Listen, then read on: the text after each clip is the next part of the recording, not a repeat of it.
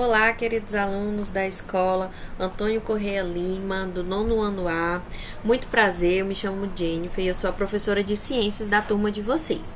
Espero que vocês estejam bem, que estejam se cuidando. E hoje a gente vai começar pela correção das nossas atividades, né? A gente já finalizou o capítulo 1, já estamos no período de correção das atividades. Então agora eu vou iniciar a correção da primeira atividade do livro, que foi a da página 23, que falou um pouquinho sobre o estado da matéria e as mudanças do estado da matéria. Antes de iniciar o conteúdo, eu vou dar aqui uma leve explicação sobre esse conteúdo para que vocês possam se situar na hora de responder, né? De ver se as suas respostas estão corretas. Então, vamos lá. Bem, a matéria, né? O que seria matéria? Matéria é tudo que tem massa e ocupa lugar no espaço. Então, tudo que tem algum corpo, né? Alguma matéria, algumas moléculas de substância e está ocupando um espaço, seja num sólido, num líquido, na forma de gás, ele é dito como matéria. E a matéria, ela se apresenta em 3 estados físicos, como eu acabei de falar para vocês. A gente tem o estado físico de sólido, de líquido e de gasoso. Aqui no caso eu coloquei a água, né, que é uma das matérias que a gente mais conhece, que está presente no nosso dia a dia. Mas isso é para qualquer matéria, qualquer substância que exista na natureza. Então, no estado sólido, o que é que a gente pode observar? Toda a matéria ela é formada por pequenas partículas, e essas partículas ou moléculas, elas vão se agrupar de formas diferentes dependendo do estado físico. No estado físico sólido, a gente vê o quê? O estado de agregação dessas partículas, ele é muito intenso. Então essas partículas elas vão ficar muito organizadas e ao mesmo tempo que elas estão organizadas, elas vão estar próximas e não vai ter tanta energia nesse processo. Então elas vão realmente ter uma forma específica e um volume específico. E aqui a gente tem o estado sólido. E assim que a gente consegue observar o estado sólido dessas substâncias. O estado líquido, a gente já vê um estado de agregação diferente dessas partículas. As partículas elas já estão muito mais espaçadas, tem muito mais espaço entre elas, mas não tanto. Então a agregação entre essas partículas é fraca, é muito fraca. E tem espaços entre elas, mas mesmo assim elas ainda continuam um pouco agrupadas. Então a gente não tem uma forma específica, mas ainda temos um volume, porque esse líquido ele vai ocupar um volume específico, né? Não sabemos quanto, né? Pode ser 100 ml, 200 ml, enfim. Geralmente volume a gente mede em ml. E por último, o estado gasoso é o estado em que a agregação dessas partículas ela é muito pequena. Então, o que é que a gente vê? Essas partículas, essas moléculas, elas estão muito espalhadas. E por estarem muito espalhadas, a gente não tem nem forma e nem volume definidos. Então, essa daqui esses são os estados na matéria em que a gente pode encontrar na natureza. Além do estado da matéria, a gente vê o quê? Que sempre existem materiais que podem passar de um estado físico para o outro. E essa passagem dos estados físicos, essas mudanças, elas têm um nome específico, né? Então, quando alguma matéria ela está no estado sólido e ela ganha energia, existe um aumento na temperatura, ao ponto dela mudar de estado físico e ela sair do estado sólido e passar para o estado líquido, a gente vai ter aqui um processo chamado fusão. Quando ela está no estado líquido e passa para o estado gasoso, né, eu aumento um pouco mais a temperatura, aí aqui eu vou ter o processo chamado vaporização. O processo de vaporização, ele pode ser dividido em 2 tipos, a evaporação e a ebulição. A evaporação, ela acontece de forma muito lenta. É quando esse líquido ele se transforma em gás de forma lenta, como por exemplo a gente estender uma roupa no varal. E isso é um processo de evaporação. Já o processo de ebulição é quando eu coloco algo, por exemplo, uma água para esquentar. Ali é um processo em que a água está saindo do estado líquido para o gasoso de uma forma um pouco mais rápida. Então aí eu tenho um processo de ebulição. Agora, se eu resfriar essa substância, o que é que vai acontecer? Caso ocorra uma diminuição na temperatura, uma substância que está no estado gasoso e vai passar para o estado líquido, ela sofre um processo de liquefação ou condensação. São os 2 nomes para a mesma mudança. No livro de vocês traz o nome como condensação, mas esse outro nome aqui, que é liquefação, também está correto. E quando a gente diminui mais ainda a temperatura, esse líquido pode se tornar novamente sólido. E quando isso acontece, a gente tem a solidificação, o processo de solidificação. E caso a substância ela já passe do estado sólido diretamente para o gasoso ou do gasoso diretamente para o sólido, a gente tem a mudança, né, chamada sublimação. E existe uma coisa chamada curva de aquecimento da água, né? Quando a gente vai analisar as mudanças dos estados físicos da matéria, a gente vê que ela muda em temperaturas específicas. Existem temperaturas específicas para cada substância. E aqui no livro de vocês a gente vê a curva do aquecimento da água, como que a água vai reagir de acordo com o aumento da temperatura. Então, por exemplo, aqui eu tenho água que ela está a 0 graus Celsius. E quando menos 20 graus Celsius. E quando ela está a essa temperatura, ela está no estado sólido. E com o tempo, essa temperatura vai sendo aumentada e ela ainda continua sólida, até o momento em que ela atinge a temperatura de 0 graus Celsius. Quando ela atinge essa temperatura, ela vai passar pelo processo de fusão, que eu falei aqui para vocês, que é o quê? A mudança de sólido para líquido. Então, aqui ela vai começar a se transformar em líquido. Nessa etapa aqui, a gente vai encontrar tanto água no estado sólido, quanto água no estado líquido. Quando todo o sólido estiver derretido e se tornado em líquido, aí a temperatura ela volta a aumentar. Então, aqui eu tenho um aumento da temperatura até 0 graus Celsius, até 100 graus Celsius. Antes de atingir essa temperatura, a água continua no estado líquido.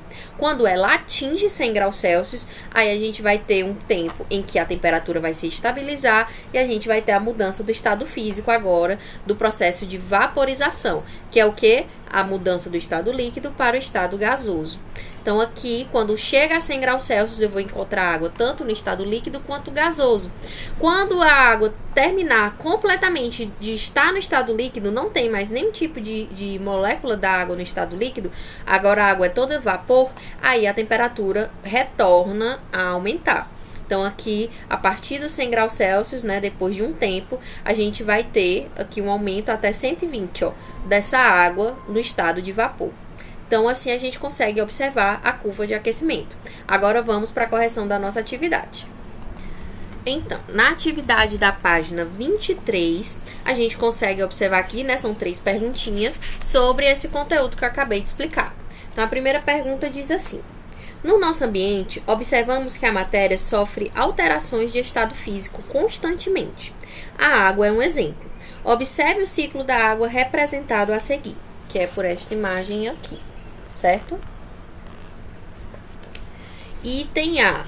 Vamos lá. Primeira pergunta.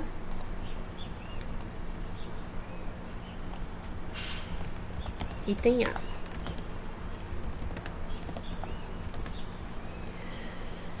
Que mudança de estado físico a água está sofrendo em 1 e em 2?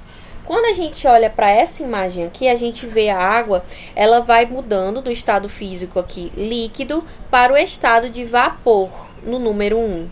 E aqui no número 2, a gente vê o que? A água mudando do estado de vapor para o estado líquido, formando as nuvens. Então, o que é que a gente tem? No número 1, que é a mudança do estado líquido para o estado de vapor, a gente tem um processo de evaporação. Por que não vaporização? Evaporação porque ocorre de forma lenta. Então, por isso que é a evaporação. E o número 2, que é a passagem do estado gasoso para o estado líquido, a gente chama de condensação. Tia, então a nuvem ela é formada por partículas de água no estado líquido? Sim, só que elas estão um pouco mais espaçadas, né? E quando essa nuvem ela fica muito carregada com essa água, aí a gente tem as chuvas. Item B. Explique o que acontece com as partículas que formam a água durante essas mudanças.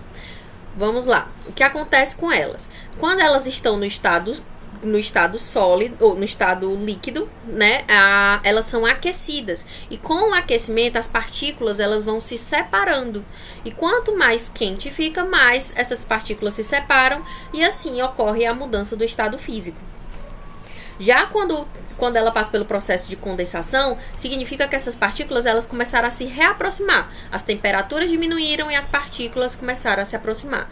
E isso faz com que ela volte ao estado líquido. Então, vamos lá. No processo de evaporação, a água no estado líquido é aquecida e suas partículas se separam, passando para o estado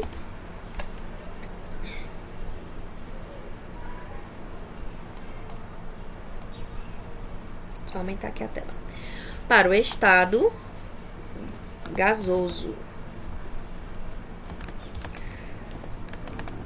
Já no processo de condensação, observamos que as partículas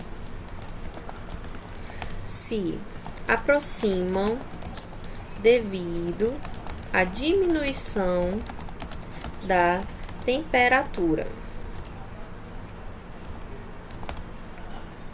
voltando ao estado líquido.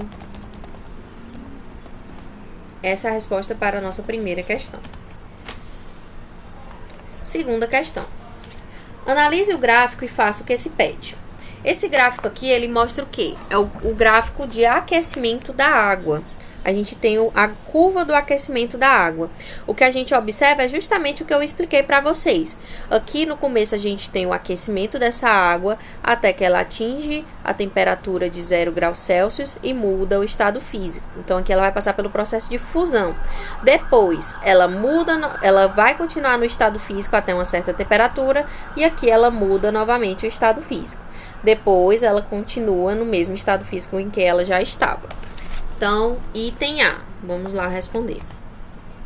Copie em seu caderno a expressão a seguir que melhor descreve o que está no gráfico. Vamos lá. A opção que melhor descreve o que está no gráfico é a opção 4. Na opção 4, a gente vê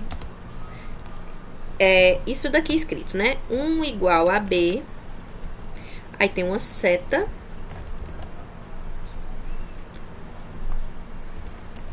Nessa seta a gente tem um 2. O 2 é igual a A. A gente tem outra seta. E nessa seta agora a gente tem o 1.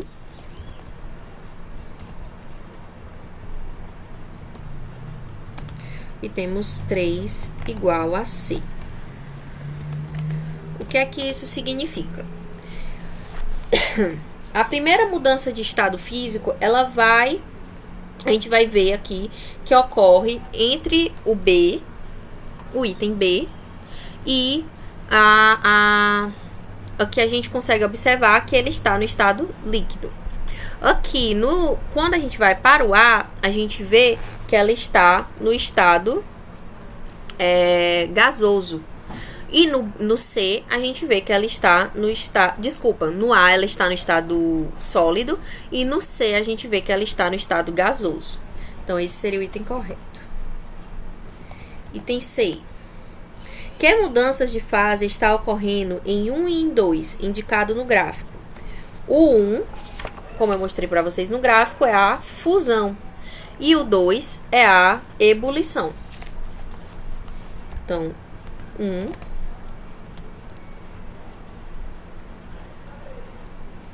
é igual a fusão. E o 2 é igual a ebulição. E o item C. Em que estado físico da matéria a água se encontra nas posições A, B e C? Eu acabei de explicar, né? Na posição A está... é sólida. Na B, ela é líquida. E na C, ela é gasosa.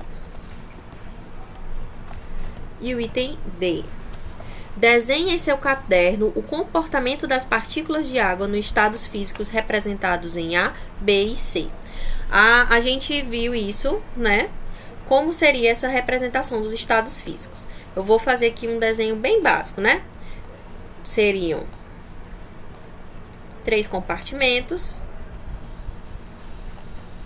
E aqui eu posso desenhar algumas moléculas, né? Dessa substância. No estado sólido, aqui eu teria as moléculas muito bem organizadas e próximas.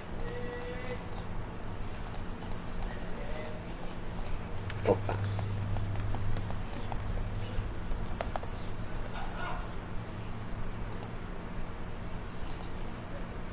Vou fazer aqui uma cópiazinha.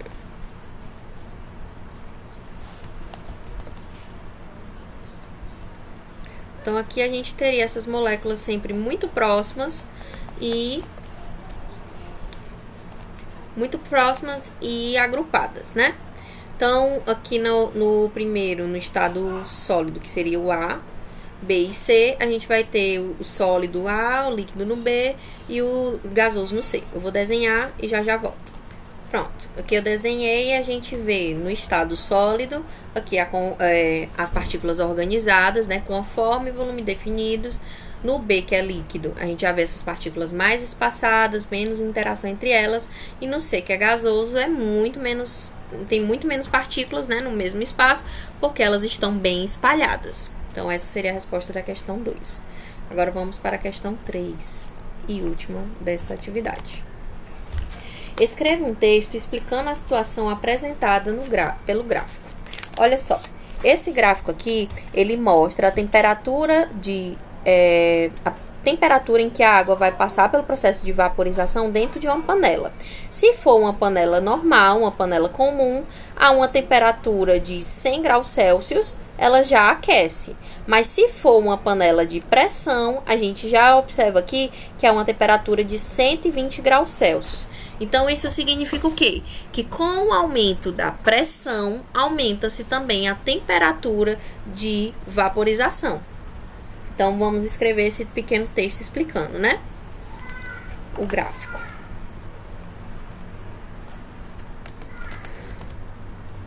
No gráfico, conseguimos observar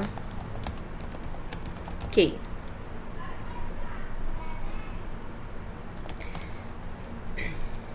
em uma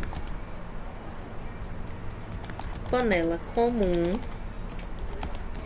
a pressão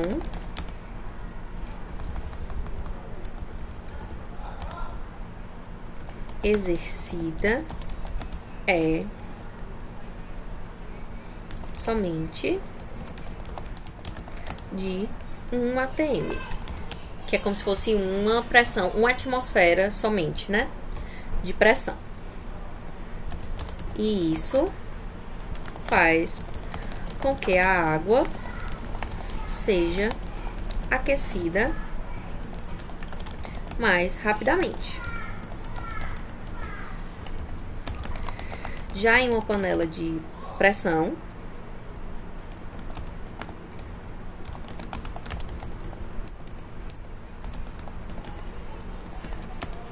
é necessária uma temperatura maior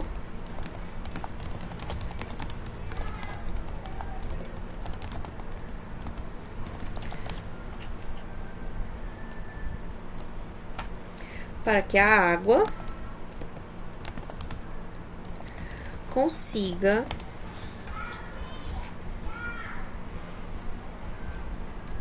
passar pelo mesmo processo.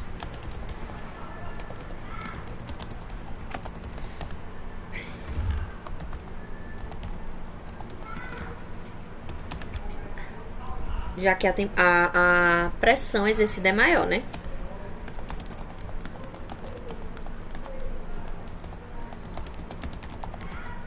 Pronto. Pronto, pessoal. Espero que tenham gostado, que tenham entendido, né? Tirado um pouco das suas dúvidas em relação a essa atividade. Qualquer coisa, podem me procurar pelo WhatsApp e logo em breve estarei postando também as atividades referentes aos outros capítulos, né? Que já foram passados. Então, pessoal, fiquem bem e até a próxima.